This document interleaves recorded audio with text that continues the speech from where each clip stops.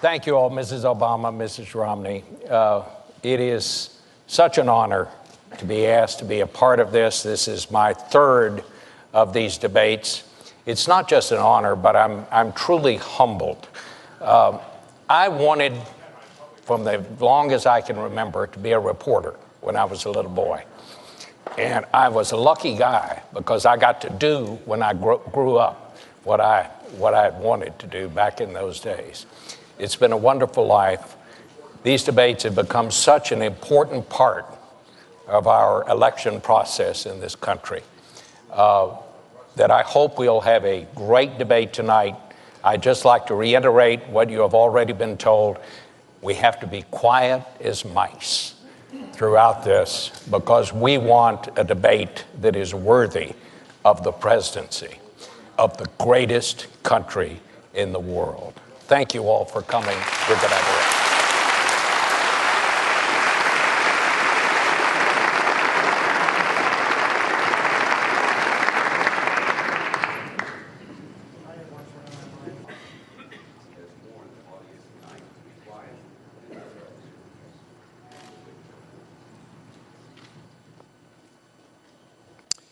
Good evening from the campus of Lynn University here in Boca Raton, Florida. This is the fourth and last debate of the 2012 campaign brought to you by the Commission on Presidential Debates. This one's on foreign policy. I'm Bob Schieffer of CBS News. The questions are mine, and I have not shared them with the candidates or their aides. The audience has taken a vow of silence, no applause, no reaction of any kind except right now, when we welcome President Barack Obama and Governor Mitt Romney. Good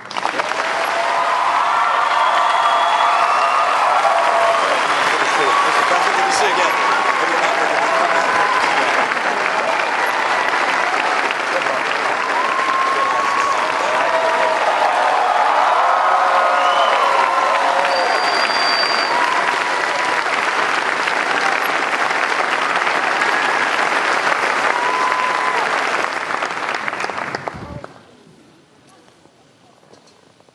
Gentlemen, your campaigns have agreed to certain rules, and they are simple. They've asked me to divide the evening into segments.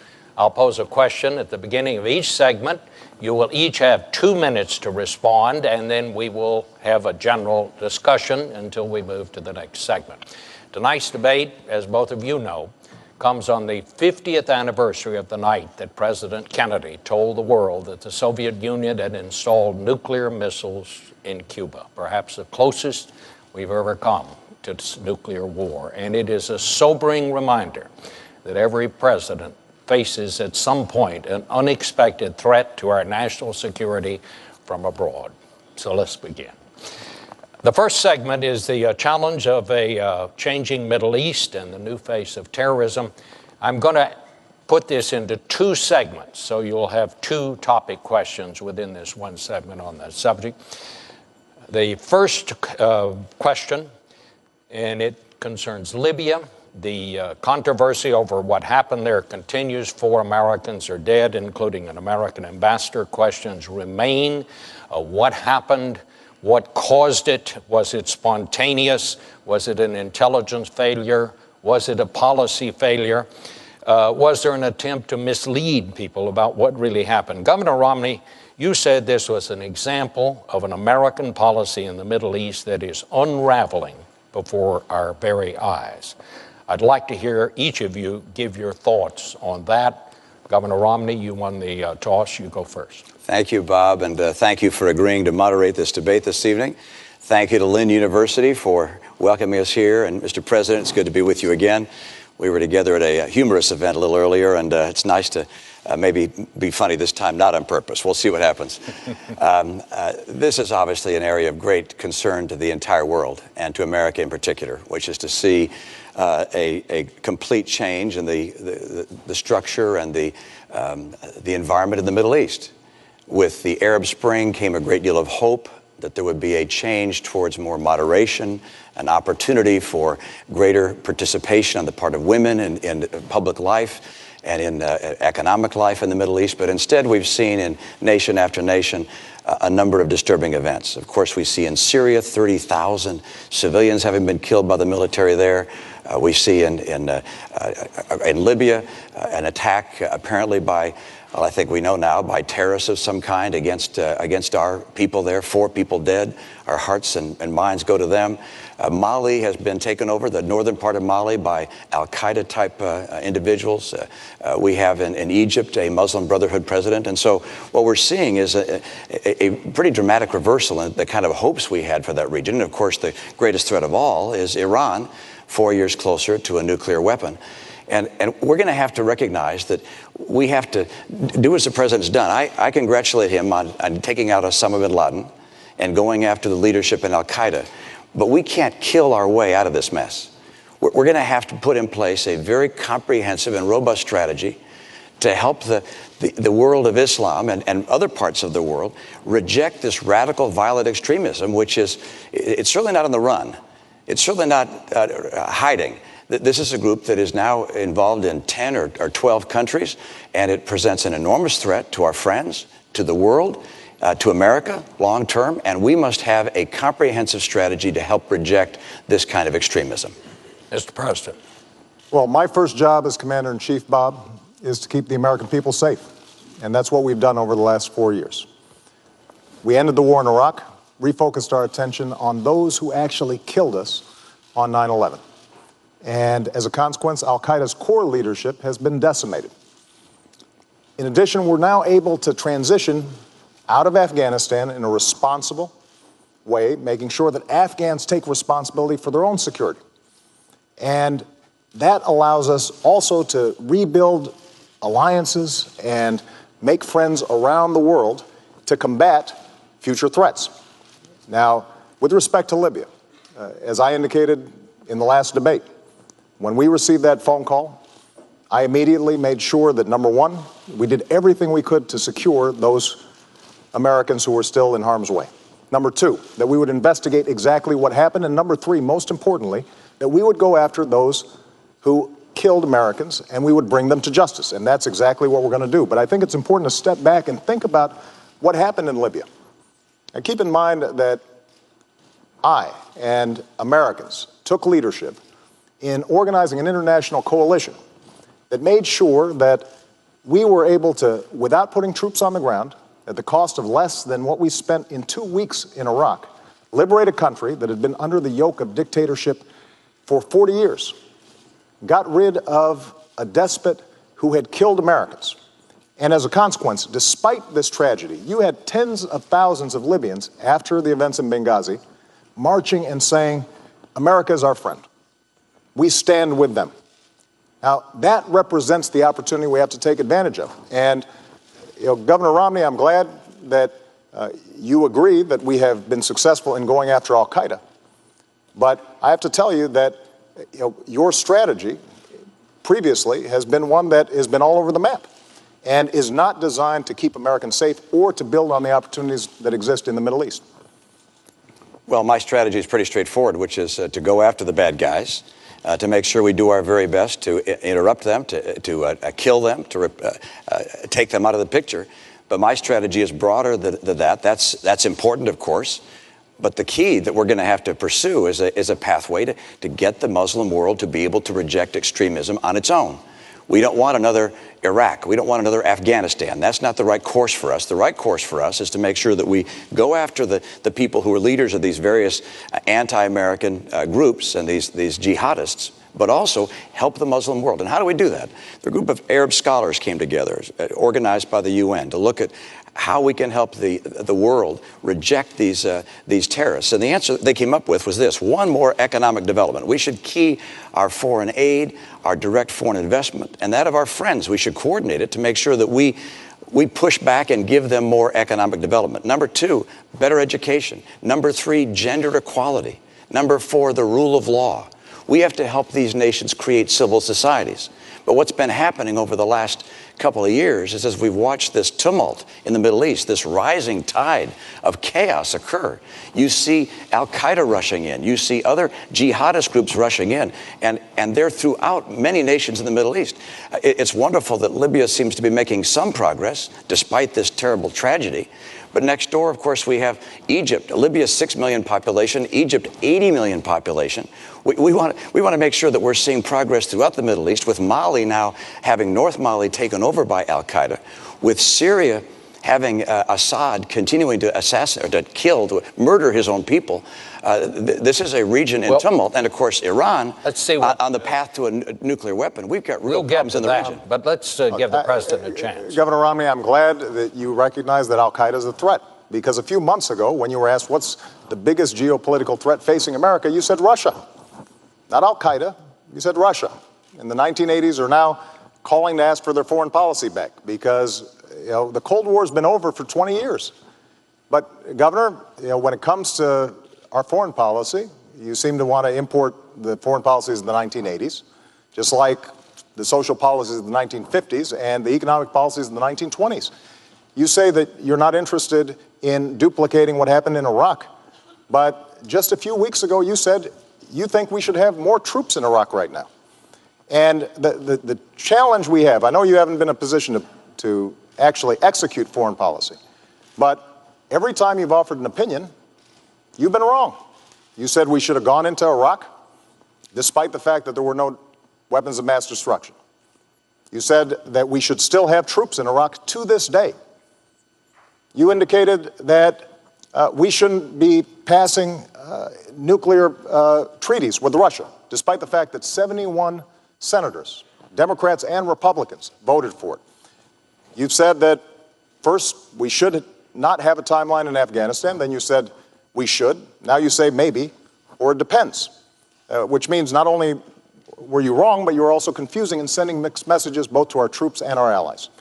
So what we need to do with respect to the Middle East is strong, steady leadership, not wrong and reckless leadership that is all over the map.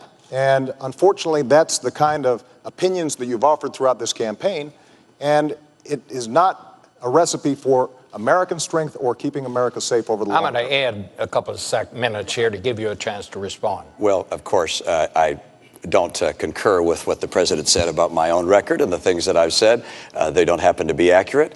But I can say this, that we're talking about the Middle East and how to help the Middle East reject the kind of terrorism we're seeing and the rising tide of tumult and confusion.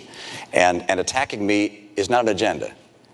Attacking me is not talking about how we're going to deal with the challenges that exist in the Middle East and take advantage of the opportunity there and stem the tide of this violence. But I'll respond to a couple of things you mentioned. First of all, Russia, I indicated, is a geopolitical foe. Not a, excuse me, it's a geopolitical foe. And I said in the same paragraph, I said, and Iran is the greatest national security threat we face. Russia does continue to battle us in the UN time and time again. I have clear eyes on this. I'm not going to wear rose-colored glasses when it comes to Russia or Mr. Putin. And I'm certainly not going to say to him, I'll give you more flexibility after the election. After the election, he'll get more backbone. Number two, with regards to Iraq, you and I agreed, I believe, that there should have been a status of forces agreement. Did you? True. Oh, you didn't? You didn't want a status of forces agreement? No, what I would not have done is left 10,000 troops in Iraq that would tie us down. That certainly would not help us in the Middle East. I'm sorry. Look, you actually, there was an effort on the part of the president to have a status of forces agreement, and I concurred in that and said that we should have some number of troops that stayed on. That was something I concurred with. That was your posture. That was my posture as well. You thought it should have been 5,000 troops. I thought it should have been more troops. But you know what? The answer was we got no troops through whatsoever. This is just a few weeks ago that you indicated that we should still have troops in Iraq. No, I didn't. I'm sorry. That's just, I indicated that you failed to put in place a status of forces agreement at the end of the conflict that existed. Governor, here's one thing I've learned as Commander-in-Chief. You've got to be clear, both to our allies and our enemies, about where you stand and what you mean. Now, you just gave a speech a few weeks ago in which you said we should still have troops in Iraq. That is not a recipe for making sure that we are taking advantage of the opportunities and meeting the challenges of the Middle East. Now, it is absolutely true that we cannot just meet these challenges militarily. And so what I've done throughout my presidency and will continue to do is, number one, make sure that these countries are supporting our counterterrorism efforts. Number two, make sure that they are standing by our interests in Israel's security, because it is a true friend and our greatest ally in the region. Number three, we do have to make sure that we're protecting religious minorities and women, because these countries can't develop unless all the population, not just half of it, is developing. Number four, we do have to develop their economic capabilities. But number five, the other thing that we have to do is recognize that we can't continue to do nation building in these regions. Part of American leadership is making sure that we're doing nation building here at home. That will help us maintain the kind of American leadership that we need. Let me interject the second topic question in this segment about the Middle East and so on, and that is, you both mentioned, alluded to this, and that is Syria. War in Syria has now spilled over into Lebanon. We have, more than 100 people that were killed there in a bomb. There were demonstrations there, 8 people dead. Mr. President, it's been more than a year since you told Assad he had to go. Since then, 30,000 Syrians have died. We've had 300,000 refugees. The war goes on. He's still there. Should we reassess our policy and see if we can find a better way to influence events there, or is that even possible? And it's you go first, sir. What we've done is organize the international community, saying Assad has to go. We've mobilized sanctions against that government. We have made sure that they are isolated. We have provided humanitarian assistance, and we are helping the opposition organize, and we're particularly interested in making sure that we're mobilizing the moderate forces inside of Syria. But ultimately, Syrians are going to have to determine their own future. And so everything we're doing in consultation with our partners in the region, including Israel, which obviously has a huge interest in seeing what happens in Syria, coordinating with Turkey and other countries in the region that have a great interest in this. Now, what we're seeing taking place in Syria is heartbreaking. And that's why we are going to do everything we can to make sure that we are helping the opposition. But we also have to recognize that, for us to get more entangled militarily in Syria is a serious step. And we have to do so making absolutely certain that we know who we are helping, that we're not putting arms in the hands of folks who eventually could turn them against us or our allies in the region. And I am confident that Assad's days are numbered. But what we can't do is to simply suggest that, as Governor Romney at times has suggested, that giving heavy weapons, for example, to the Syrian opposition is a simple proposition that would lead us to be safer over the long term. Governor? Well, let's step back and talk about what's happening in Syria and how important it is. First of all, 30,000 people being killed by their government is a humanitarian disaster. Secondly, Syria is an opportunity for us because Syria plays an important role in the Middle East, particularly right now. Syria is Iran's only ally in the Arab world. It's their route to the sea. It's the route for them to arm Hezbollah in Lebanon, which threatens, of course, our ally Israel. And so seeing Syria remove Assad is a very high priority for us. Number two, seeing the replacement government being responsible people is critical for us. And finally, we don't want to have military involvement there. We don't want to get drawn into a military conflict. And so the right course for us is working through our partners and with our own resources to identify responsible parties within Syria, organize them, bring them together in a form of if not government, a form of council that can take the lead in Syria, and then make sure they have the arms necessary to defend themselves. We do need to make sure that they don't have arms that get into the wrong hands, that those arms could be used to hurt us down the road. We need to make sure as well that we coordinate this effort with our allies, and particularly with Israel. But the Saudis and the Qatari and the Turks are all very concerned about this. They're willing to work with us. We need to have a very effective leadership effort in Syria, making sure that the insurgents there are armed, and that the insurgents that become armed are people who will be the responsible parties. Recognize, I believe that Assad must go. I believe he will go. But I believe we want to make sure that we have the relationships of friendship with the people that take his place, such that in the years to come, we see Syria as a friend and Syria as a responsible party in the Middle East. This is a critical opportunity for America. And what I'm afraid of is that we've watched over the past year or so, first the president saying, well, we'll let the UN deal with it. And Kofi Annan came in and said, we're going to try to have a ceasefire. That didn't work. Then it looked to the Russians and said, let's see if you can do something. We should be playing the leadership role there, not on the ground with military. All right. But play the leadership role. We are playing the leadership role. We organized the Friends of Syria. We are mobilizing humanitarian support and support for the opposition. And we are making sure that those we help are those who will be friends of ours in the long term and friends of our allies in the region over the long term. But going back to Libya, because this is an example of how we make choices. When we went into Libya and we were able to immediately stop the massacre there because of the unique circumstances and the coalition that we had helped to organize, we also had to make sure that Muammar Gaddafi didn't stay there. And to the governor's credit, you supported us going into Libya and the coalition that we organized. But when it came time to making sure that Gaddafi did not stay in power, that he was captured, Governor, your suggestion was that this was mission creep, that this was mission muddle. Imagine if we had pulled out at that point.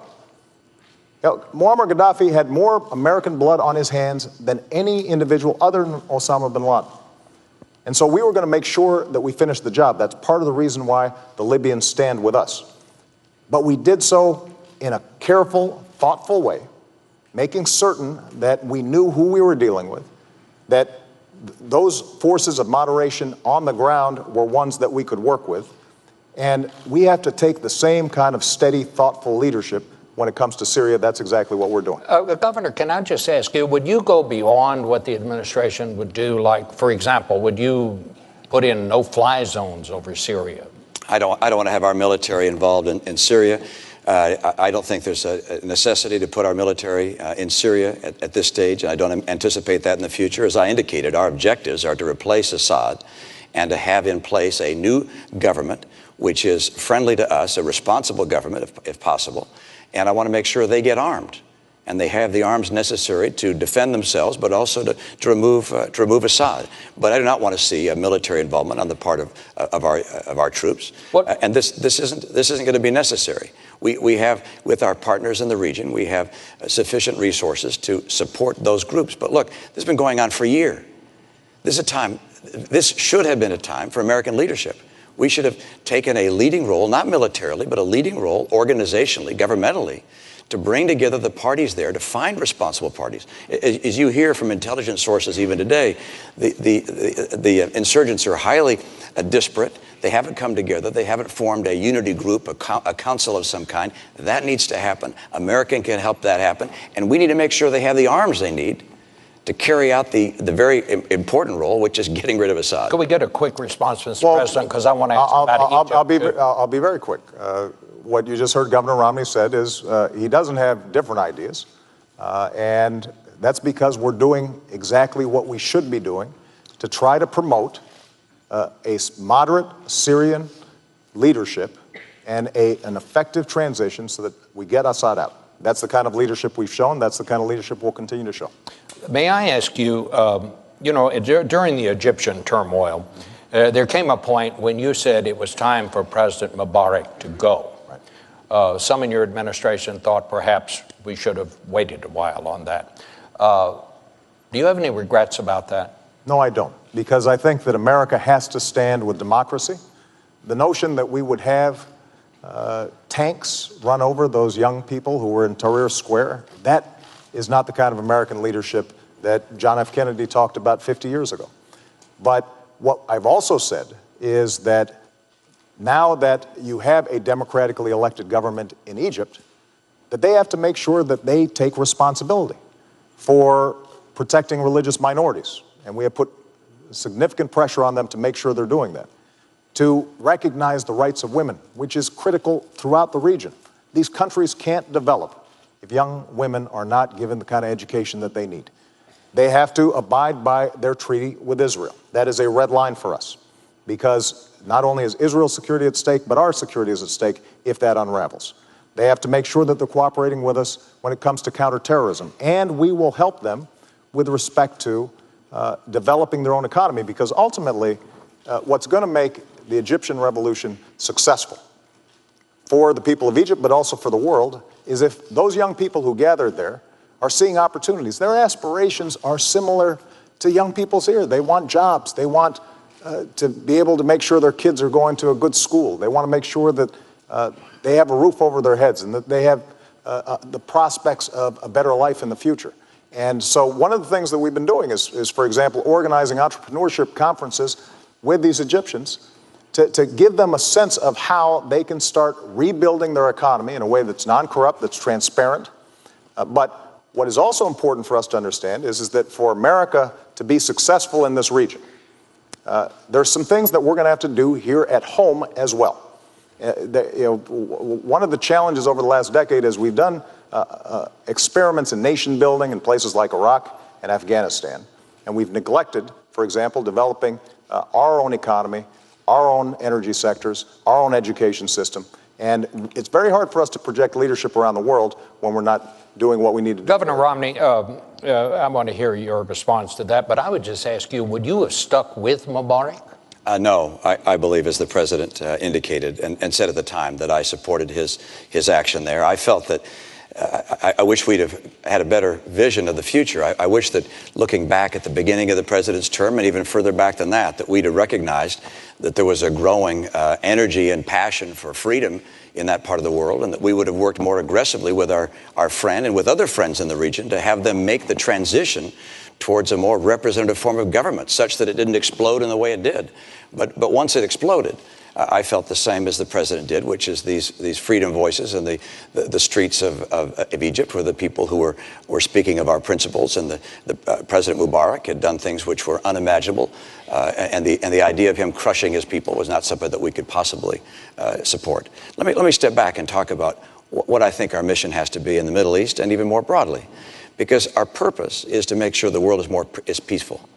We want a peaceful planet. We want people to be able to enjoy their lives and know they're going to have a bright and prosperous future and not be at war. That's our purpose. And the mantle of leadership for promoting the principles of peace has fallen to America. We didn't ask for it, but it's an honor that we have it. But for us to be able to promote those principles of peace requires us to be strong. And that begins with a strong economy here at home. And unfortunately, the economy is not stronger. When the president of Iran, Ahmadinejad, says that our debt makes us not a great country, that's a frightening thing. The former chief of the Joint Chiefs of Staff said that, Admiral Mullen, said that our debt is the biggest national security threat we face. We have weakened our economy. We need a strong economy. As well, a strong military. Our military is second to none in the world. We're blessed with terrific soldiers and extraordinary technology and intelligence. But the idea of $1 trillion in cuts through sequestration and budget cuts to the military would change that. We need to have strong allies. Our association and connection with our allies is essential to America's strength. We're the great nation that has allies, 42 allies and friends around the world. And finally, we have to stand by our principles.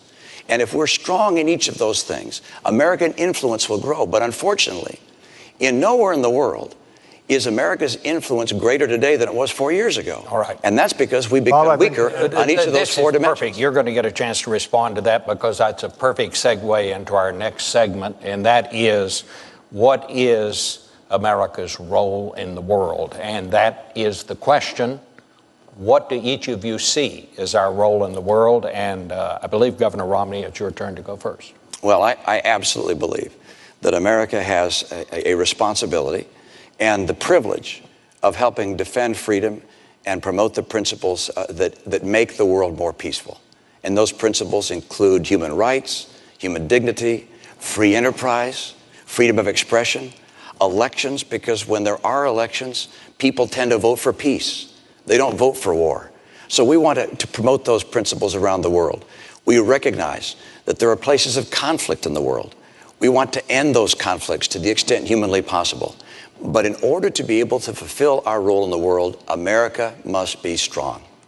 America must lead. And for that to happen, we have to strengthen our economy here at home.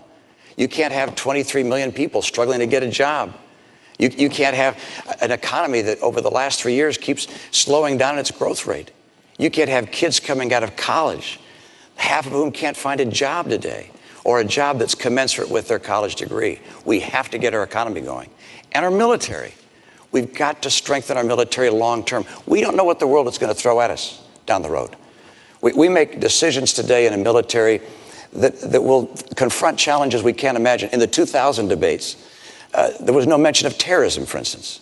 And a year later, 9/11 happened. So we have to make decisions based upon uncertainty. And that means a strong military. I will not cut our military budget. We have to also stand by our allies. I think the tension that existed between Israel and the United States was very unfortunate. I think also that pulling our missile defense program out of Poland in the way we did was also unfortunate in terms of, if you will, disrupting the relationship in some ways that existed between us. And then, of course, with regards to standing for our principles, when the students took to the streets in Tehran and the people there protested, the Green Revolution occurred. For the president to be silent, I thought, was an enormous mistake. We have to stand for our principles, stand for our allies, stand for a strong military, and stand for a stronger economy. Mr. President. America remains the one indispensable nation. And the world needs a strong America, and it is stronger now than when I came into office. Because we ended the war in Iraq, we were able to refocus our attention on not only the terrorist threat, but also beginning a transition process in Afghanistan.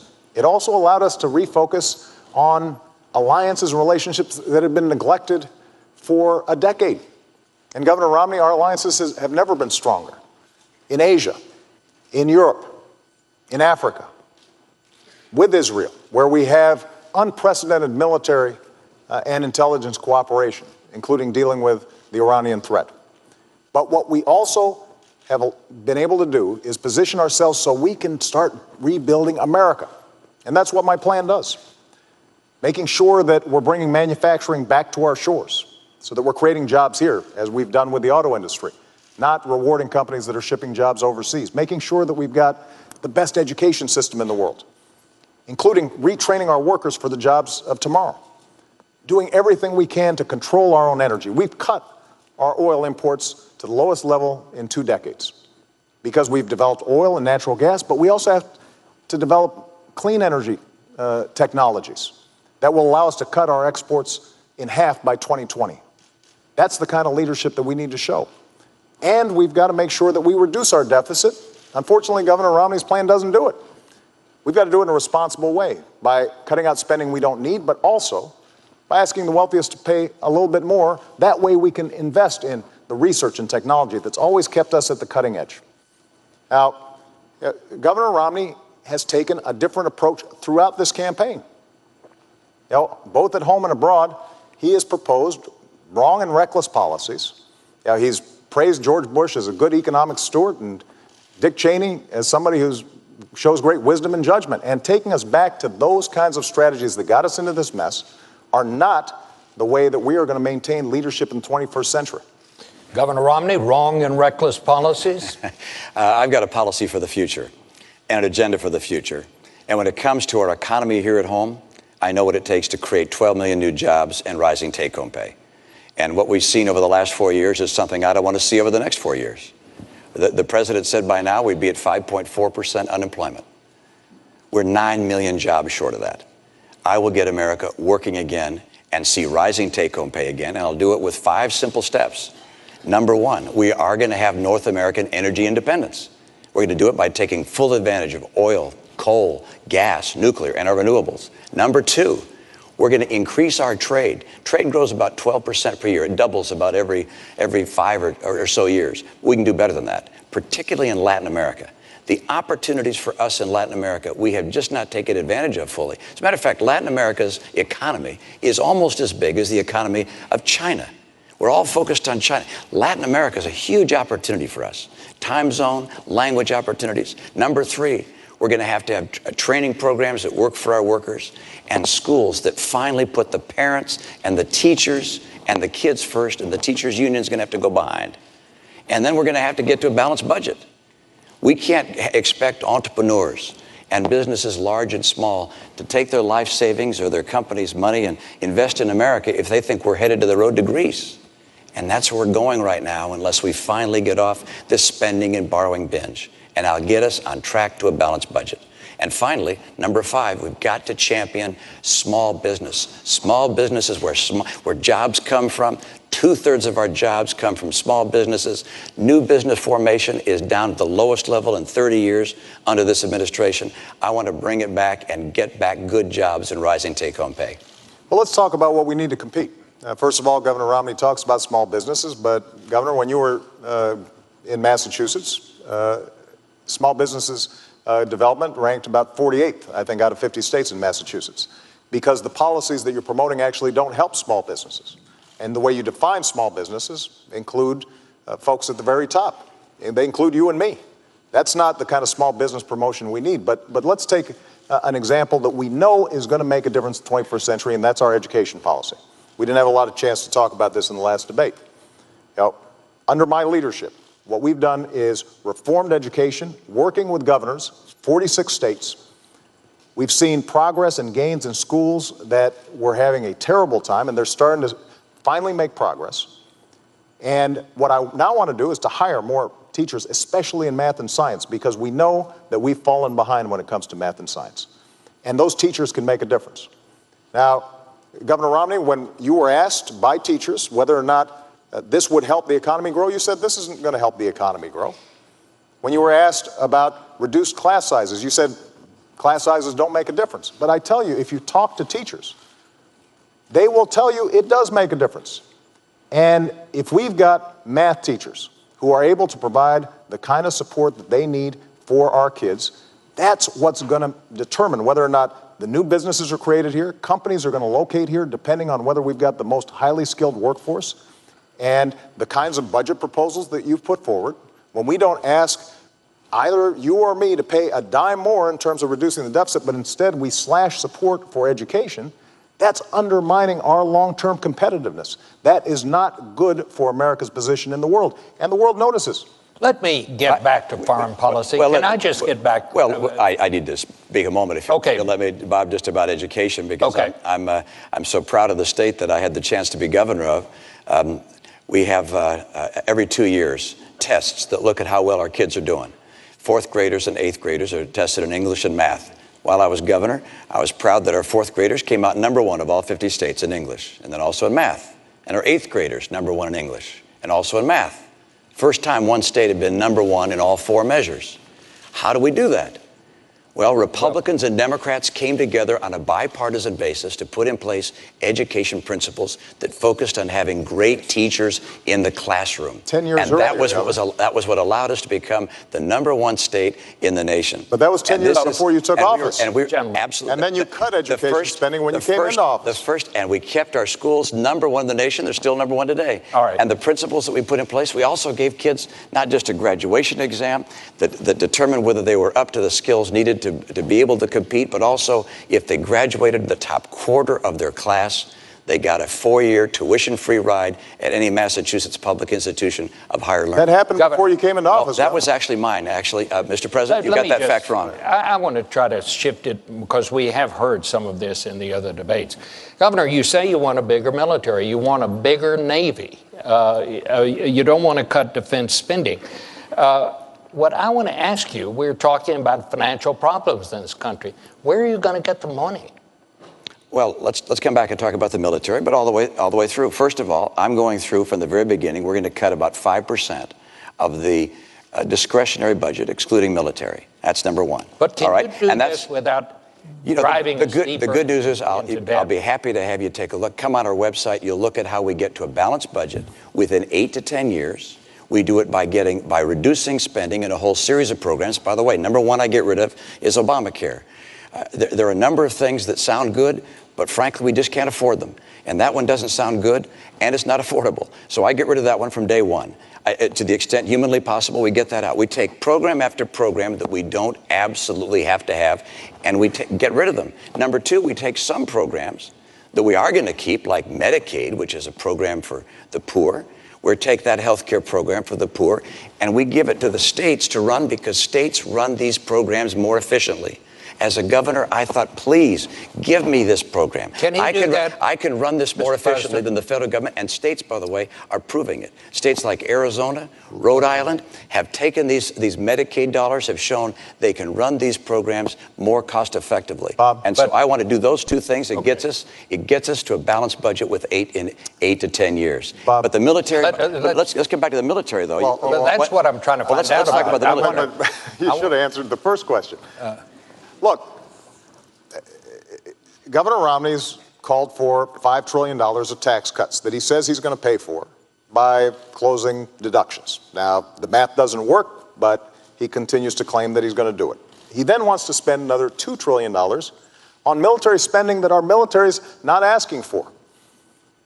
Now, keep in mind that our military spending has gone up every single year that I've been in office. We spend more on our military than the next 10 countries combined. China, Russia, France, the United Kingdom, you name it. Next 10. And what I did was work with our Joint Chiefs of Staff to think about what are we going to need in the future to make sure that we are safe. And that's the budget that we've put forward. But what you can't do is spend $2 trillion in additional military spending that the military is not asking for, $5 trillion on tax cuts. You say that you're going to pay for it by closing loopholes and deductions without naming what those loopholes and deductions are. And then somehow you're also going to deal with the deficit that we've already got. The math simply doesn't work. But when it comes to our military, what we have to think about is not, just budgets. We've got to think about capabilities. We need to be thinking about cybersecurity. We need to be thinking about space. That's exactly what our budget does, but it's driven by strategy. It's not driven by politics. It's not driven by members of Congress and what they would like to see. It's driven by what are we going to need to keep the American people safe. That's exactly what our budget does. And it also then allows us to reduce our deficit, which is a significant national security concern, because we've got to make sure that our economy is strong at home so that we can project military power overseas. Bob, I'm pleased that I balanced budgets. I was in the world of business for 25 years. If you didn't balance your budget, you went out of business. I went to the Olympics that was out of balance, and we got it on balance and made a success there. I had the chance to be governor of state. 4 years in a row, Democrats and Republicans came together to balance the budget. We cut taxes 19 times, balanced our budget. The president hasn't balanced a budget yet. I expect to have the opportunity to do so myself. All right. I'm going to be able to balance the budget. Let's talk about military spending. And that's this. About 30 seconds. Our Navy is our Navy is smaller now than any time since 1917. The Navy said they needed 313 ships to carry out their mission. We're now down to 285. We're headed down to the low 200s if we go through with sequestration. That's unacceptable to me. I want to make sure that we have the ships that are required by our Navy. Our Air Force is older and smaller than any time since it was founded in 1947. We've changed for the first time since FDR. Since FDR, we've always had the strategy of saying we could fight in 2 conflicts at once. Now we're changing to 1 conflict. Look, this, in my view, is the highest responsibility of the President of the United States, which is to maintain the safety of the American people. And I will not cut our military budget by $1 trillion, which is the combination of the budget cuts that the President has, as well as the sequestration cuts. That, in my view, is making our future less certain and less secure. Bob, I just need to comment on this. First of all, the sequester is not something that I proposed. It's something that Congress has proposed. It will not happen. The budget that we're talking about is not reducing our military spending. It's maintaining it. But I think Governor Romney maybe hasn't spent enough time looking at how our military works. You mentioned the Navy, for example, and that we have fewer ships than we did in 1916. Well, Governor, we also have fewer horses and bayonets because the nature of our military has changed. We have these things called aircraft carriers where planes land on them. We have these ships that go underwater, nuclear submarines. And so the question is not a game of battleship where we're counting ships. It's what are our capabilities? And so when I sit down with the Secretary of the Navy and the Joint Chiefs of Staff, we determine how are we going to be best able to meet all of our defense needs in a way that also keeps faith with our troops, that also makes sure that our veterans have the kind of support that they need when they come home, and that is not reflected in the kind of budget that you're putting forward because it just doesn't work. All right. And we visited the website quite a bit, and it still doesn't work. A lot to cover. I'd like to move to the next segment, red lines, Israel and Iran. Would either of you, and you'll have 2 minutes, and President Obama, you have the first go at this one. Would either of you be willing to declare that an attack on Israel is an attack on the United States, which of course is the same promise that we give to our close allies like Japan? And if you made such a declaration, would not that deter Iran? It's certainly deterred the Soviet Union for a long, long time when we made that promise to our allies. Mr. President. Well, first of all, Israel is a true friend. It is our greatest ally in the region. And if Israel is attacked, America will stand with Israel. I've made that clear throughout my presidency. So you're saying we've already made that declaration? I will stand with Israel if they are attacked. And this is the reason why, working with Israel, we have created the strongest military and intelligence cooperation between our two countries in history. In fact, this week, we'll be carrying out the largest military exercise with Israel in history, this very week. But to the issue of Iran, as long as I'm President of the United States, Iran will not get a nuclear weapon. I made that clear when I came into office. We then organized the strongest coalition and the strongest sanctions against Iran in history, and it is crippling their economy. Their currency has dropped 80%. Their oil production has plunged to the lowest level since they were fighting a war with Iraq 20 years ago. So their economy is in a shambles. And the reason we did this is because a nuclear Iran is a threat to our national security, and it's a threat to Israel's national security. We cannot afford to have a nuclear arms race in the most volatile region of the world. Iran's a state sponsor of terrorism, and for them to be able to provide nuclear technology to non-state actors, that's unacceptable. And they have said that they want to see Israel wiped off the map. So the work that we've done with respect to sanctions now offers Iran a choice. They can take the diplomatic route and end their nuclear program, or they will have to face a united world and a United States president, me, who said we're not going to take any options off the table. The disagreement I have with Governor Romney is that during the course of this campaign, he's often talked as if we should take premature military action. I think that would be a mistake, because when I've sent young men and women into harm's way, I always understand that that is the last resort, not the first resort. 2 minutes. Well, first of all, I want to underscore the same point the president made, which is that if I'm president of the United States, when I'm president of the United States, we will stand with Israel. And if Israel is attacked, we have their back, not just diplomatically, not just culturally, but militarily. That's number one. Number two, with regards to Iran and the threat of Iran, there's no question but that a nuclear Iran, a nuclear-capable Iran, is unacceptable to America. It presents a threat not only to our friends, but ultimately a threat to us, to have Iran have nuclear material, nuclear weapons that could be used against us or to be threatening to us. It's also essential for us to understand what our mission is in Iran, and that is to dissuade Iran from having a nuclear weapon through peaceful and diplomatic means.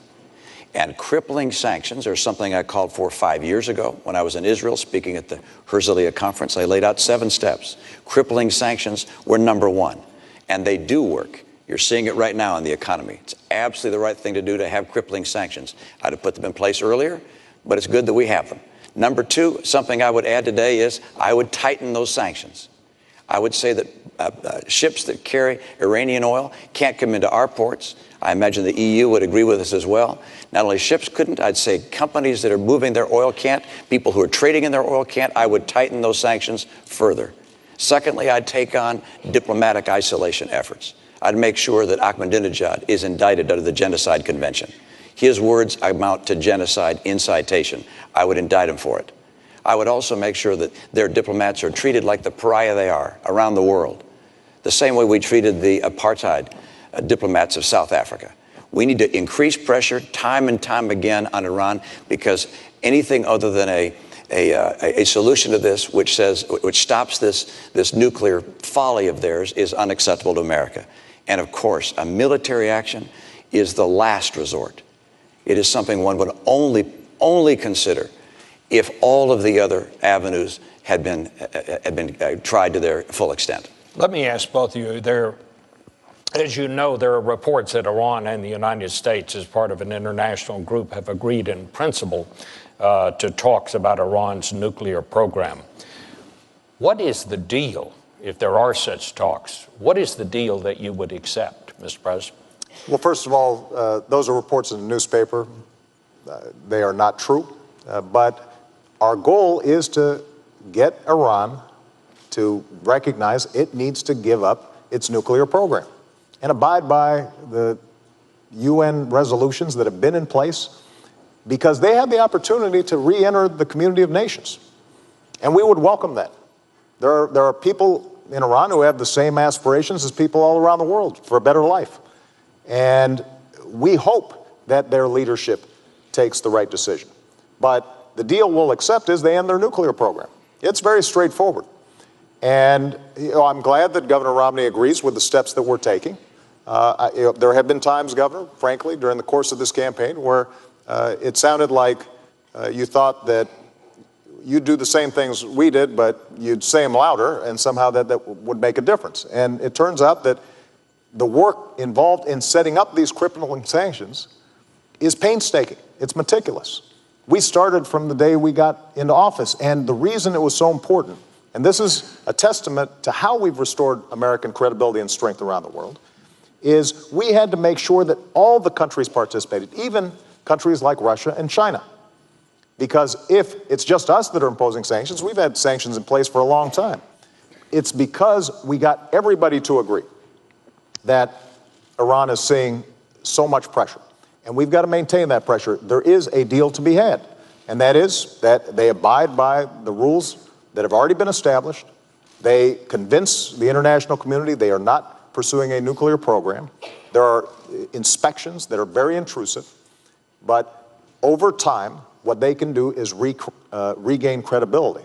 In the meantime, though, we're not going to let up the pressure until we have clear evidence that takes place. And one last thing, just to make this point. The clock is ticking. We're not going to allow Iran to perpetually engage in negotiations that lead nowhere. And I've been very clear to them. Because of the intelligence coordination that we do with a range of countries, including Israel, we have a sense of when they would get breakout capacity, which means that we would not be able to intervene in time to stop their nuclear program. And that clock is ticking. And we're going to make sure that if they do not meet the demands of the international community, then we are going to take all options necessary to make sure they don't have a nuclear weapon. Governor. I think from the very beginning, one of the challenges we've had with Iran is that they have looked at this administration and felt that the administration was not as strong as it needed to be. I think they saw weakness where they had expected to find American strength. And I say that because from the very beginning, the president in his campaign some 4 years ago said he'd meet with all the world's worst actors. In his first year, he'd sit down with Chavez and Kim Jong-il, with Castro, and with President Ahmadinejad of Iran. And I think they looked and thought, well, that's an unusual honor to receive from the President of the United States. And then the President began what I've called an apology tour of going to various nations in the Middle East and criticizing America. I think they looked at that and saw weakness. Then when there were dissidents in the streets of Tehran, a green revolution, holding signs saying, "Is America with us?" the President was silent. I think they noticed that as well. And I think that when the president said he was going to create daylight between ourselves and Israel, that they noticed that as well. All of these things suggested, I think, to the Iranian mullahs that, hey, we can keep on pushing along here. We can keep talks going on, but we're just going to keep on spinning centrifuges. Now there are some 10,000 centrifuges spinning uranium, preparing to create a nuclear threat to the United States and to the world. That's unacceptable for us, and it's essential for a president to show strength from the very beginning, to make it very clear what is acceptable and not acceptable. And an Iranian nuclear program is not acceptable to us. They must not develop nuclear capability. And the way to make sure they understand that is by having from the very beginning the tightest sanctions possible. They need to be tightened. Our diplomatic isolation needs to be tougher. We need to indict Ahmadinejad. We need to put the pressure on them as hard as we possibly can. Because if we do that, we won't have to take the military action. Bob, let me just respond. Nothing Governor Romney just said is true. Starting with this notion of me apologizing. This has been probably the biggest whopper that's been told during the course of this campaign. And every fact checker and every reporter who's looked at it, Governor has said this is not true. And when it comes to tightening sanctions, look, as I said before, we've put in the toughest, most crippling sanctions ever. And the fact is, while we were coordinating an international coalition to make sure these sanctions were effective, you were still invested in a Chinese state oil company that was doing business with the Iranian oil sector. So I'll let the American people decide, judge, who's going to be more effective and more credible when it comes to imposing crippling sanctions. And with respect to our attitude about the Iranian Revolution, I was very clear about the murderous activities that had taken place, and that was contrary to international law and everything that civilized people stand for. And so the strength that we have shown in Iran is shown by the fact that we've been able to mobilize the world. When I came into office, the world was divided. Iran was resurgent. Iran is at its weakest point economically, strategically, militarily than in many years. And we are going to continue to keep the pressure on to make sure that they do not get a nuclear weapon. That's in America's national interest, and that will be the case so long as I'm president. We're 4 years closer to a nuclear Iran.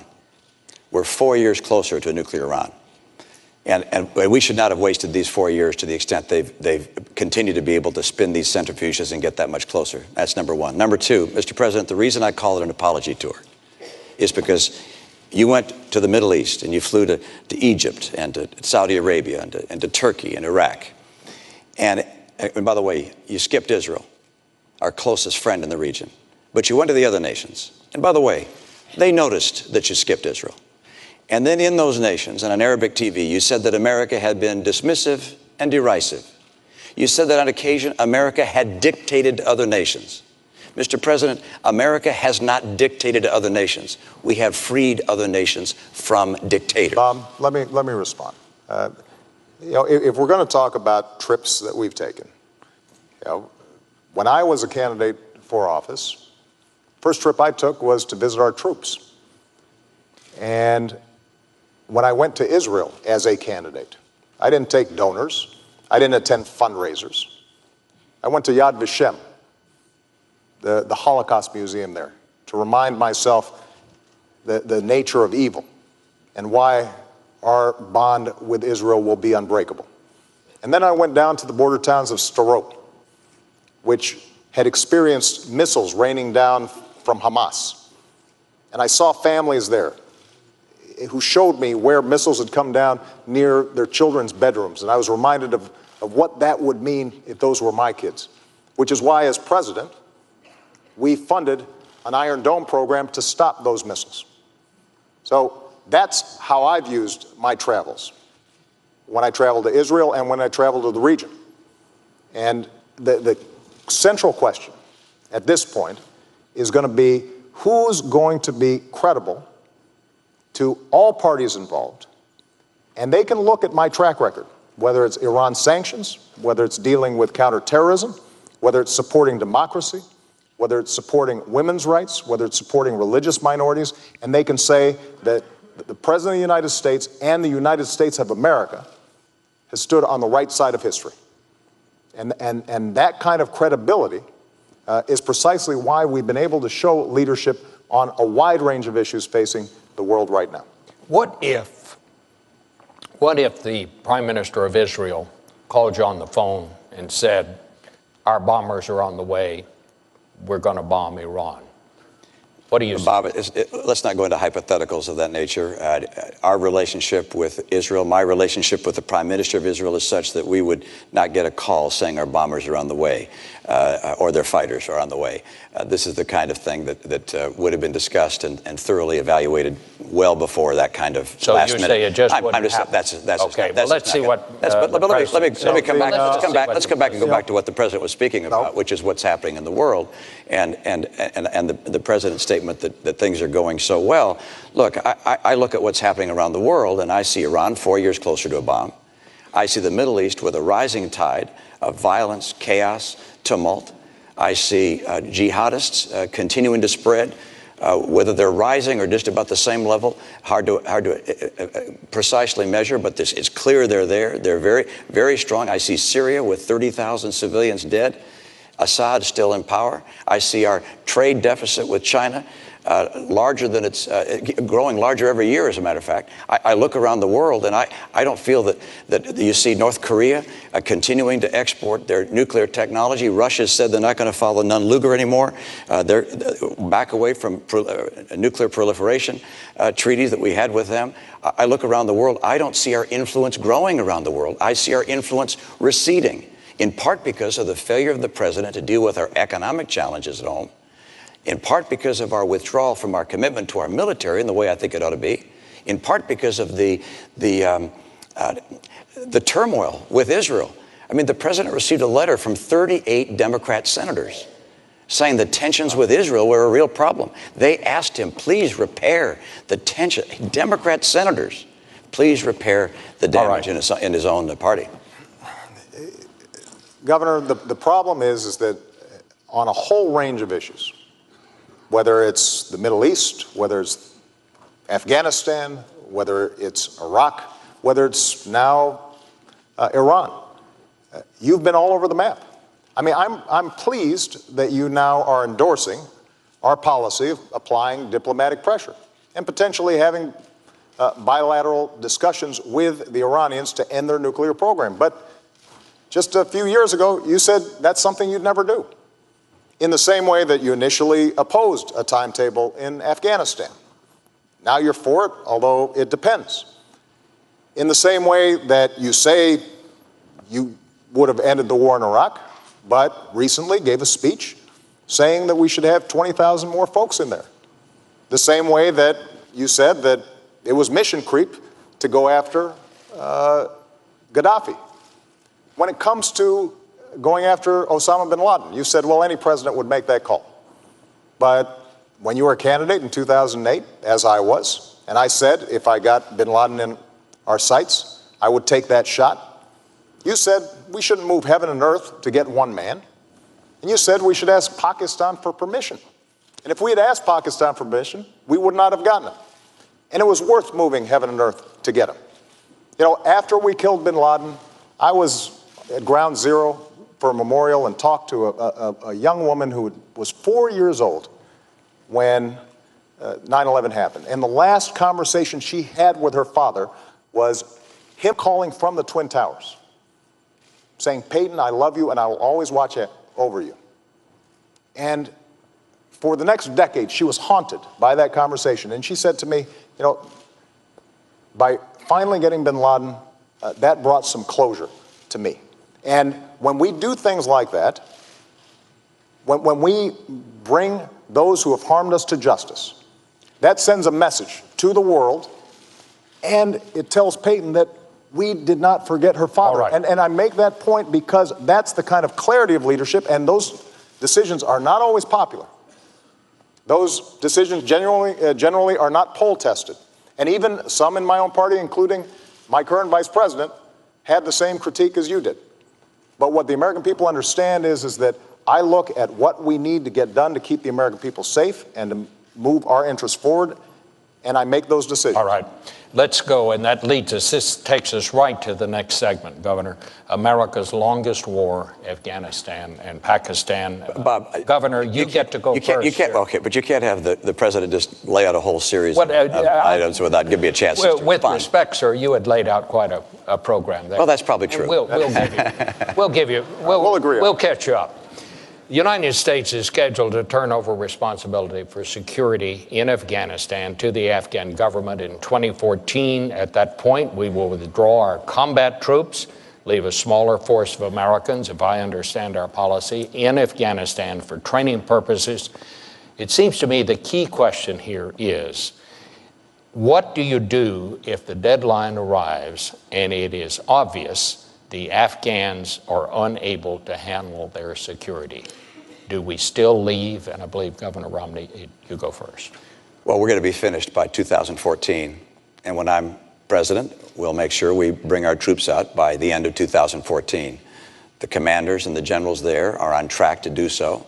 We've seen progress over the past several years. The surge has been successful, and the training program is proceeding apace. There are now a large number of Afghan security forces, 350,000, that are ready to step in to provide security, and we're going to be able to make that transition by the end of 2014. So our troops will come home at that point. I can tell you at the same time that we will make sure that we look at what's happening in Pakistan and recognize that what's happening in Pakistan is going to have a major impact on the success in Afghanistan. And I say that because I know a lot of people just feel like we should just brush our hands and walk away. And I don't mean you, Mr. President, but some people in our nation feel that Pakistan isn't being nice to us and that we should just walk away from them. But Pakistan is important to the region, to the world, and to us, because Pakistan has 100 nuclear warheads, and they're rushing to build a lot more. They'll have more than Great Britain sometime in the relatively near future. They also have the Haqqani network and the Taliban existent within their country. And so a Pakistan that falls apart, becomes a failed state, would be of extraordinary danger to Afghanistan and to us. And so we're going to have to remain helpful in encouraging Pakistan to move towards a more stable government and rebuild a relationship with us. And that means that our aid that we provide to Pakistan is going to have to be conditioned upon certain benchmarks being met. So for me, I look at this as both a need to help move Pakistan in the right direction and also to get Afghanistan to be ready, and they will be ready by the end of 2014. Mr. President. When I came into office, we were still bogged down in Iraq, and Afghanistan had been drifting for a decade. We ended the war in Iraq, refocused our attention on Afghanistan, and we did deliver a surge of troops. That was facilitated in part because we had ended the war in Iraq.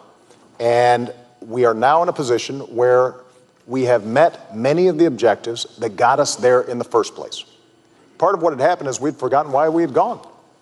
We went because there were people who were responsible for 3,000 American deaths. And so we decimated al-Qaeda's core leadership in the border regions between Afghanistan and Pakistan. We then started to build up Afghan forces. And we're now in a position where we can transition out, because there's no reason why Americans should die when Afghans are perfectly capable of defending their own country. Now, that transition has to take place in a responsible fashion. We've been there a long time, and we've got to make sure that we and our coalition partners are pulling out responsibly and giving Afghans the capabilities that they need. But what I think the American people recognize is, after a decade of war, it's time to do some nation building here at home. And what we can now do is free up some resources to, for example, put Americans back to work, especially our veterans, rebuilding our roads, our bridges, our schools, making sure that our veterans are getting the care that they need when it comes to post-traumatic stress disorder and traumatic brain injury, making sure that the certifications that they need for good jobs of the future are in place. You know, I was having lunch with a veteran in Minnesota who had been a medic dealing with the most extreme circumstances. When he came home and he wanted to become a nurse, he had to start from scratch. And what we've said is, let's change those certifications. The First Lady's done great work with an organization called Joining Forces, putting our veterans back to work. And as a consequence, veterans' unemployment is actually now lower than general population. It was higher when I came into office. So those are the kinds of things that we can now do because we're making that transition in Afghanistan. All right, let me go to Governor Romney. because you talked about Pakistan and what needs to be done there. General Allen, our commander in Afghanistan, says that Americans continue to die at the hands of groups who are supported by Pakistan. We know that Pakistan has arrested the doctor who helped us catch Obama's bin Laden. It still provides safe haven for terrorists, yet we continue to give Pakistan billions of dollars. Is it time for us to divorce Pakistan? No, it's not time to divorce a nation on earth that has 100 nuclear weapons and is on the way to double that at some point. A nation that has serious threats from terrorist groups within its nation. As I indicated before, the Taliban, the Haqqani network. It's a nation that's not like others, and it does not have a civilian leadership that is calling the shots there. You've got the ISI, their intelligence organization, is probably the most powerful of three branches there. Then you have the military, and then you have the civilian government. This is a nation which, if it falls apart, if it becomes a failed state, there are nuclear weapons there. And you've got terrorists there who could grab their hands under those nuclear weapons. This is an important part of the world for us. Pakistan is technically an ally, and they're not acting very much like an ally right now. But we have some work to do, and I don't blame the administration for the fact that the relationship with Pakistan is strained. We had to go into Pakistan. We had to go in there to get Osama bin Laden. That was the right thing to do. And that upset them, but there was obviously a great deal of anger even before that. But we're going to have to work with the people in Pakistan to try and help them move to a more responsible course than the one that they're on. And it's important for them. It's important for the nuclear weapons. It's important for the success of Afghanistan, because inside Pakistan you have a large group of Pashtuns that are Taliban. They're going to come rushing back in to Afghanistan when we go. And that's one of the reasons the Afghan security forces have so much work to do to be able to fight against that. But it's important for us to recognize that we can't just walk away from Pakistan. But we do need to make sure that as we send support for them, that this is tied to them making progress on matters that would lead them to becoming a civil society. Let me ask you, Governor, because we know President Obama's position on this. What is your position on the use of drones? Well, I believe that we should use any and all means necessary to take out people who pose a threat to us and our friends around the world. And it's widely reported that drones are being used in drone strikes, and I support that entirely and feel the President was right to up the usage of that technology and believe that we should continue to use it to continue to go after the people who represent a threat to this nation and to our friends. Let me also note that, as I said earlier, we're going to have to do more than just going after leaders and killing bad guys. Important as that is, we're also going to have a far more effective and comprehensive strategy to help move the world away from terror and Islamic extremism. We haven't done that yet. We talk a lot about these things, but you look at the record. You look at the record of the last 4 years and say, is Iran closer to a bomb? Yes. Is the Middle East in tumult? Yes. Is Al-Qaeda on the run, on its heels? No. Are Israel and the Palestinians closer to reaching a peace agreement? No, they haven't had talks in 2 years. We have not seen the progress we need to have. And I'm convinced that with strong leadership and an effort to build a strategy based upon helping these nations reject extremism, we can see the kind of peace and prosperity the world demands. Well, keep in mind, our strategy wasn't just going after bin Laden. We've created partnerships throughout the region to deal with extremism. In Somalia, in Yemen, in Pakistan. And what we've also done is engage these governments in the kind of reforms that are actually going to make a difference in people's lives day to day, to make sure that their governments aren't corrupt, to make sure that they are treating women with the kind of respect and dignity that every nation that succeeds has shown, and to make sure that they've got a free market system that works. So across the board, we are engaging them in building capacity in these countries, and we have stood on the side of democracy. One thing I think Americans should be proud of, when Tunisians began to protest, this nation, my administration, stood with them earlier than just about any other country. In Egypt, we stood on the side of democracy. In Libya, we stood on the side of the people. And as a consequence, there is no doubt that attitudes about Americans have changed. But there are always going to be elements in these countries that potentially threaten the United States. And we want to shrink those groups and those networks, and we can do that. But we're always also going to have to maintain vigilance when it comes to terrorist activities. The truth, though, is that Al-Qaeda is much weaker than it was when I came into office, and they don't have the same capacities to attack the U.S. homeland and our allies as they did 4 years ago. Let's go to the next segment, because it's a very important one. It is the rise of China and future challenges for America. I want to just begin this by asking both of you, and Mr. President, you go first this time. What do you believe is the greatest future threat to the national security of this country? Well, I think it will continue to be terrorist networks. We have to remain vigilant, as I just said. But with respect to China, China's both an adversary, but also a potential partner in the international community if it's following the rules. So my attitude coming into office was that we are going to insist that China plays by the same rules as everybody else. And I know Americans had seen jobs being shipped overseas, businesses and workers not getting a level playing field when it came to trade. And that's the reason why I set up a trade task force to go after cheaters when it came to international trade. That's the reason why we have brought more cases against China for violating trade rules than the previous administration had done in 2 terms. And we've won just about every case that we filed that has been decided. In fact, just recently, steel workers in Ohio and throughout the Midwest, Pennsylvania, are in a position now to sell steel to China because we won that case. We had a tire case in which they were flooding us with cheap domestic tires or cheap Chinese tires. And we put a stop to it. And as a consequence, saved jobs throughout America. I have to say that Governor Romney criticized me for being too tough in that tire case. Said this wouldn't be good for American workers and that it would be protectionist. But I tell you, those workers don't feel that way.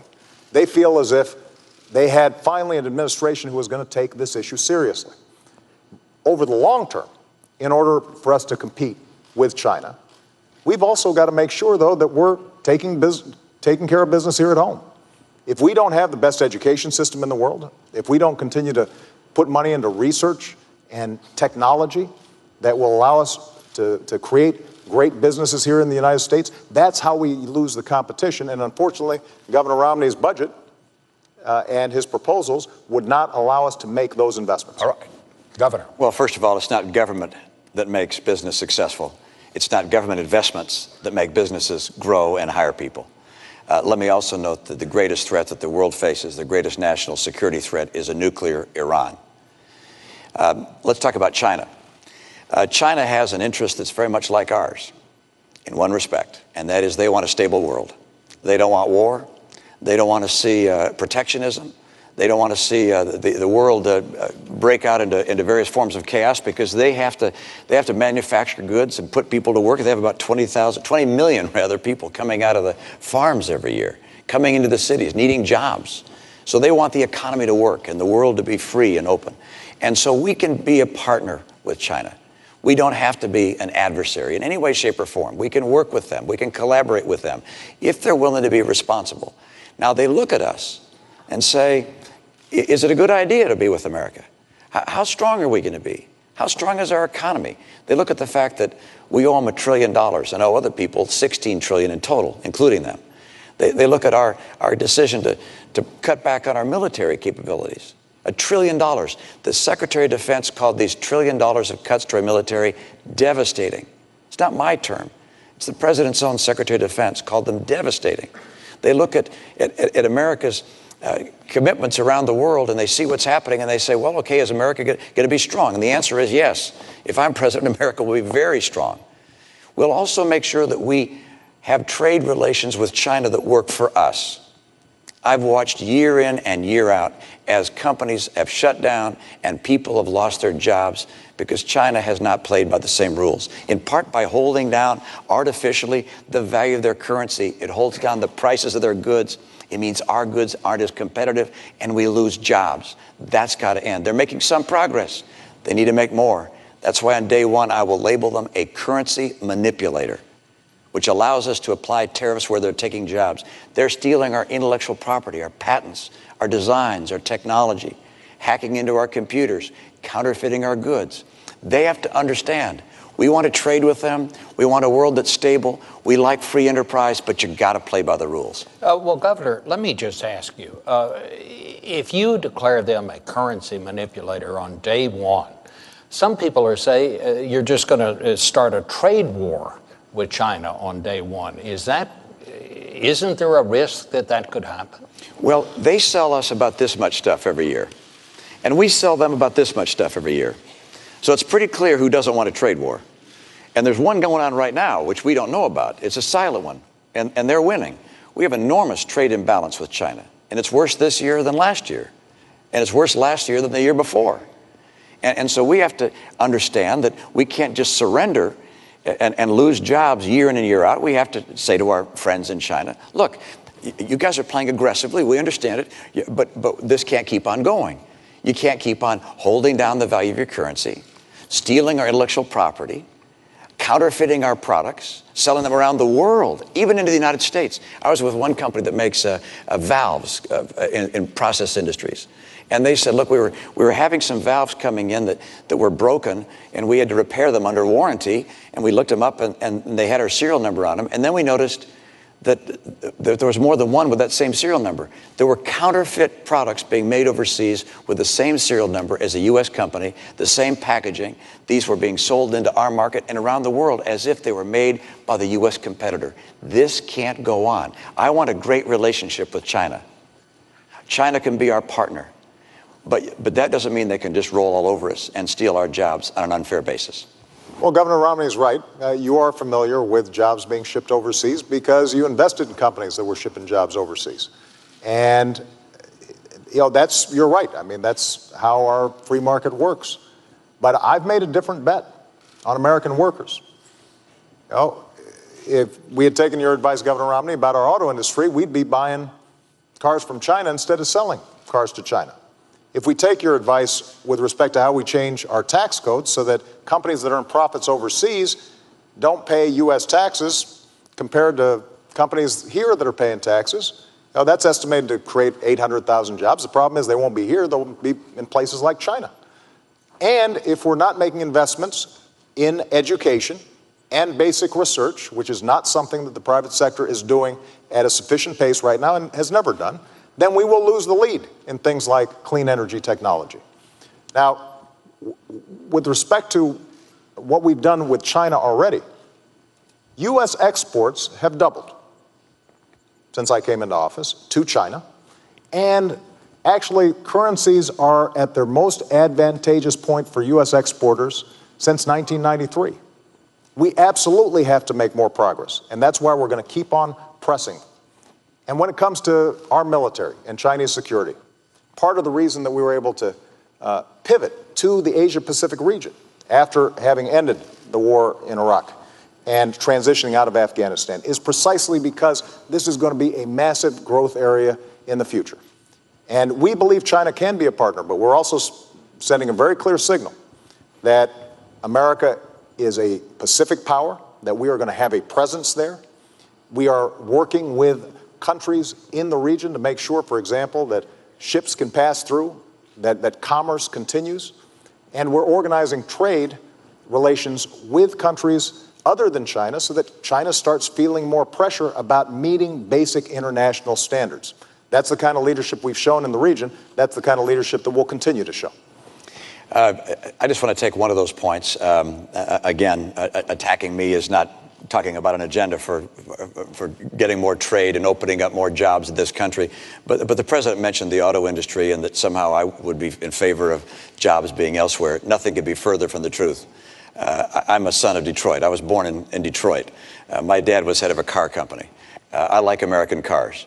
and I would do nothing to hurt the U.S. auto industry. My plan to get the industry on its feet when it was in real trouble was not to start writing checks. It was President Bush that wrote the first checks. I disagree with that. I said these companies need to go through a managed bankruptcy, and in that process, they can get government help and government guarantees, but they need to go through bankruptcy to get rid of excess cost and the debt burden that they'd built up. And fortunately, Governor Romney, the that's president not took what you said. Fortunately, the president, you can take a look Governor at the op-ed. Romney, you can take a look at the op-ed. did not say that you would provide governor help. I said that we would provide guarantees, and that was what was able to allow these companies to go through bankruptcy, to come out of bankruptcy. Under no circumstances would I do anything other than to help this industry get on its feet. And the idea that has been suggested that I would liquidate the industry, of course not. Of course not. Let's check the record. That's the height of silliness. I have never said I would liquidate the industry. Governor, I want to keep the industry going and thriving. And that's why I have the kind of commitment to make sure that our industries in this country can compete and be successful. We in this country can compete successfully with anyone in the world, and we're going to. We're going to have a president, however, that doesn't think that somehow the government investing in car companies like Tesla and Fisker, making electric battery cars. This is not research, Mr. President. These are the government investing in companies, investing in Solyndra. This is a company. This isn't basic research. I want to invest in research. Research is great. Providing funding to universities and think tanks, great. But investing in companies, absolutely not. Governor, that's the wrong way to go. I'm still speaking. So I want to make sure that we make America more competitive, and that we do those things that make America the most attractive place in the world for entrepreneurs, innovators, businesses to grow. But your investing in companies doesn't do that. In fact, it makes it less likely for them to come here, Governor, because the private sector is not going to invest in a solar company. I'm happy to respond. If you're investing government money in someone else's. Look, I think anybody out there can check the record. Governor Romney, you keep on trying to airbrush history here. You were very clear that you would not provide government assistance to the U.S. auto companies, even if they went through bankruptcy. You said that they could get it in the private marketplace. That wasn't true. They would have gone through a liquid. You're wrong, Mr. President. No, I am not wrong. I am not wrong. People can look it up. You're right. People will look it up. Good. But more importantly, it is true that in order for us to be competitive, we're going to have to make some smart choices right now. Cutting our education budget, that's not a smart choice. That will not help us compete with China. Cutting our investments in research and technology, that's not a smart choice. That will not help us compete with China.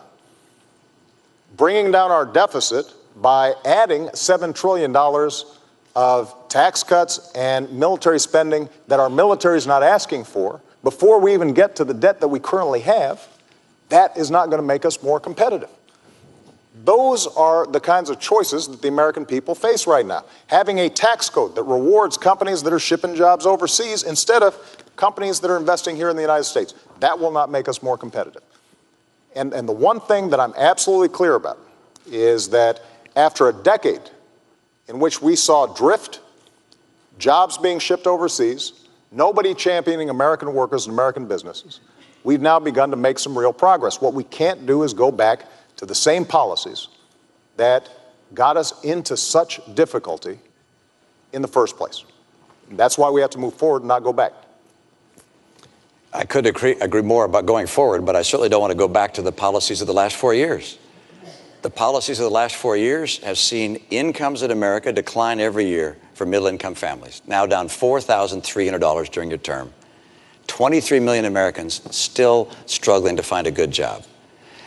When you came to office, 32 million people on food stamps. Today, 47 million people on food stamps. When you came to office, just over $10 trillion in debt. Now, $16 trillion in debt. It hasn't worked. You said by now we'd be at 5.4% unemployment. We're 9 million jobs short of that. I've met some of those people. I've met them in Appleton, Wisconsin. I met a young woman in Philadelphia who's coming out of college, can't find work.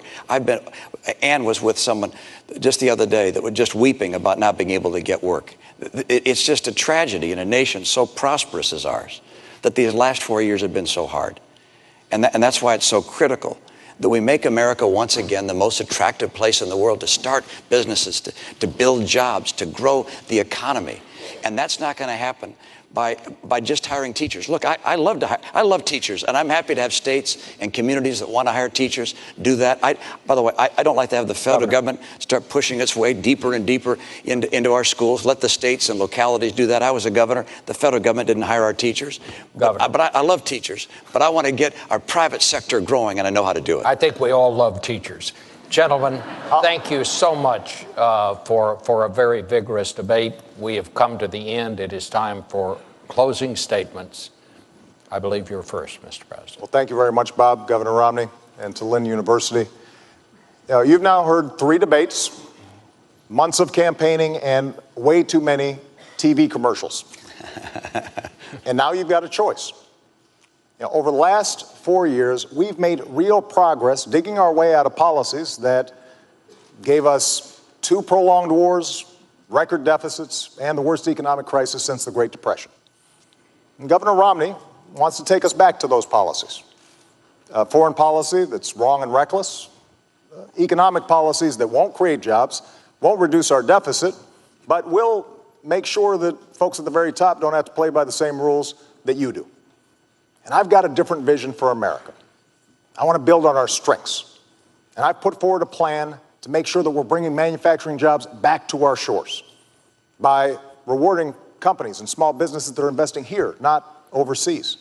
I want to make sure we've got the best education system in the world, and we're retaining our workers for the jobs of tomorrow. I want to control our own energy by developing oil and natural gas, but also the energy sources of the future.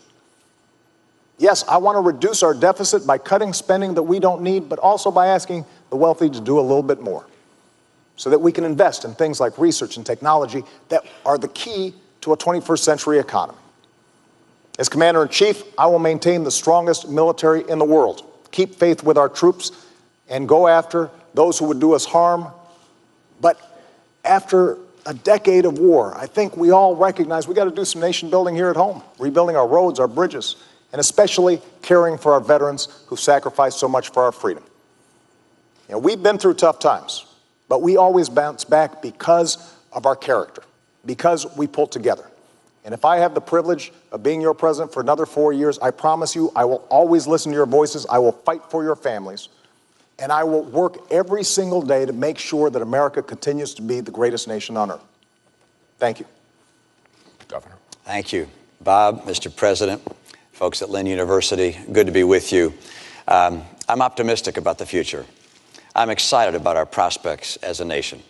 I want to see peace. I want to see growing peace in this country. It's our objective. We have an opportunity to have real leadership. America is going to have that kind of leadership and continue to promote principles of peace that will make a world a safer place and make people in this country more confident that their future is secure. I also want to make sure that we get this economy going. And there are 2 very different paths the country can take. One is a path represented by the president, which at the end of 4 years would mean we'd have $20 trillion in debt, heading towards Greece. I'll get us on track to a balanced budget. The president's path will mean continuing declining in take-home pay. I want to make sure our take-home pay turns around and starts to grow. The president's path means 20 million people out of work, struggling for a good job. I'll get people back to work with 12 million new jobs. I'm going to make sure that we get people off of food stamps, not by cutting the program, but by getting them good jobs. America's going to come back, and for that to happen, we're going to have a president who can work across the aisle. I was in a state where my legislature was 87% Democrat. I learned how to get along on the other side of the aisle. We've got to do that in Washington. Washington is broken. I know what it takes to get this country back, and we'll work with good Democrats and good Republicans to do that. This nation is the hope of the earth. We've been blessed by having a nation that's free and prosperous thanks to the contributions of the greatest generation.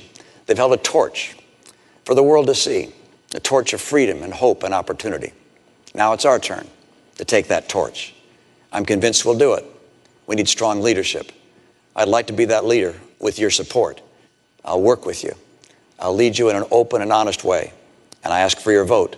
I'd like to be the next president of the United States to support and help this great nation and to make sure that we all together maintain America as the hope of the earth. Thank you so much. Gentlemen, thank you both so much. That brings an end to this year's debates, and we want to thank Lynn University and its students for having us. As I always do at the end of these debates, I leave you with the words of my mom, who said, "Go vote." It makes you feel big and strong. That's great. Good night. Thank you, Bob. Thank you. Nice Thank job, you. brother. Thank you. I really enjoyed it.